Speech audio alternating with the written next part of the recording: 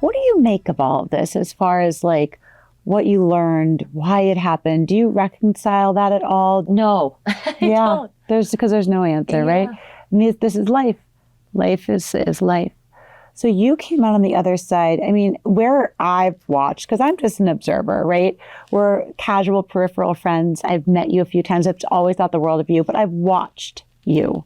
I've watched your career. I've watched your energy. I've watched your healing. I've watched you be a mom. You are such a remarkable human being. What you've been through and how quickly it's not bounced back, right? Because you are in a consistent healing journey and you've done a beautiful job at exemplifying that.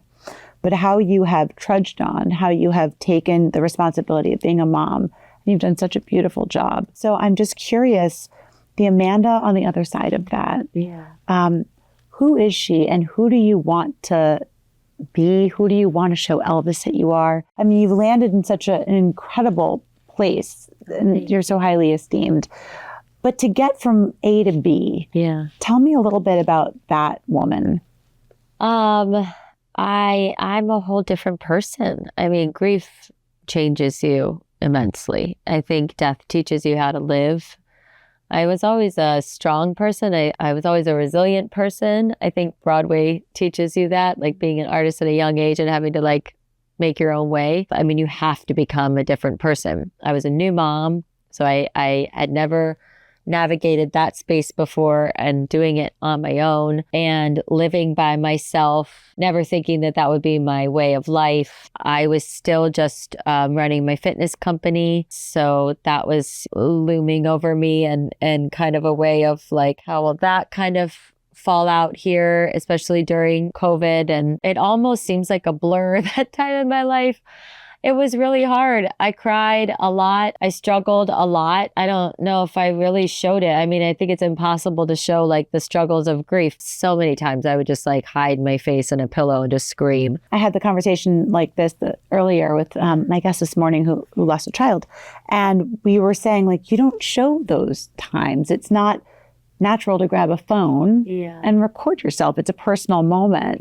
But it's interesting to hear that, of course, you were processing in that way. Yeah. I mean, it was wild. It was all the things. Death is also a business, which catches you off guard because there's so much that you have to like figure out and paperwork and it's so many things. I really felt like I was in a fog. I equate that time period of grief like an astronaut in space where you're just kind of in your suit and in the helmet and you're looking down on Earth and you're just like,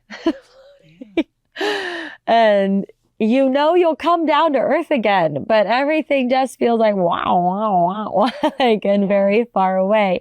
But at the same time, I had to be a mom and I had to show up for this little kid and I had to smile for him and I had to raise him and I was still breastfeeding. So I would, I had to feed him. And it was just, it was a lot. He would start off in his crib and pretty much every 2 a.m. I'd, go grab him as he would cry and then I'd, breastfeed him in bed. And then I would wake up next to him and I'll never forget. I mean, every morning I would just wake up and we would open our eyes and he would just be smiling at me and like, he saved my life. I mean, saved my life for sure.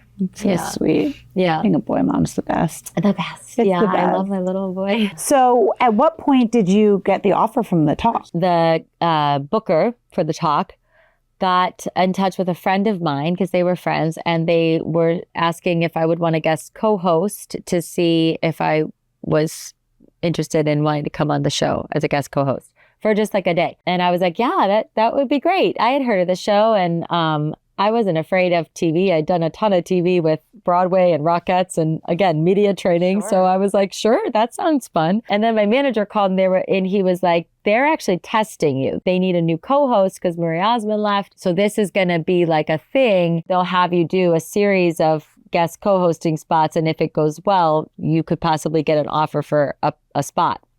And I was like, oh my gosh, okay. So I started guest co-hosting. I did 12 spots and it was so fun. I had a blast. I immediately felt at home. There was no live audience at the time because of COVID. So we were just sitting in these chairs, kind of just having a chat. And I'll tell you, like, it was such a lifesaver because I was living alone, basically talking to a 1-year-old all day. So to have a couple hours out of my day where I was going somewhere and talking with women, adults, and laughing and interviewing over Zoom celebrities, I felt like, oh my gosh, I just won the lottery. Like, this is so fun. And so then after my 12th time, they offered me a full-time position. And I mean, I'll never forget it. It was the first like consistent job I had ever had in my entire life. Right. Like a salary, you know, a paycheck and a weekly that was like secure.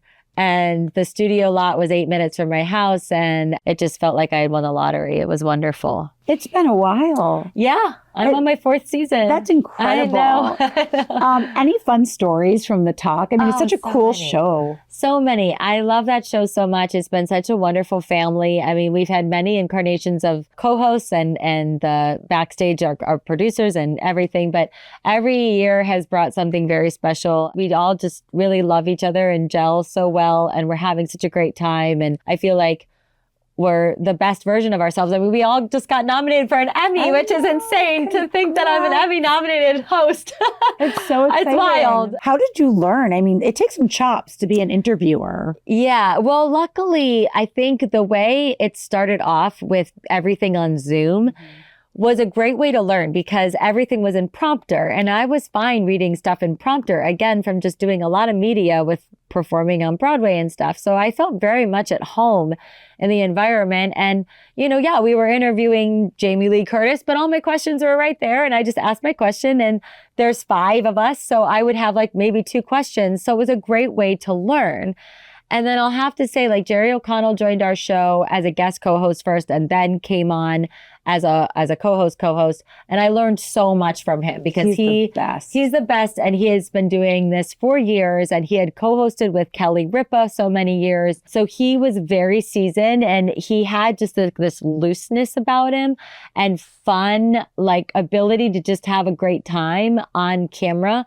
And I just was like, oh, I can do that. I can lighten up. I can be silly. And no one's Jerry, but he really showed me a lot of like how to have more fun and loosen up and interview people.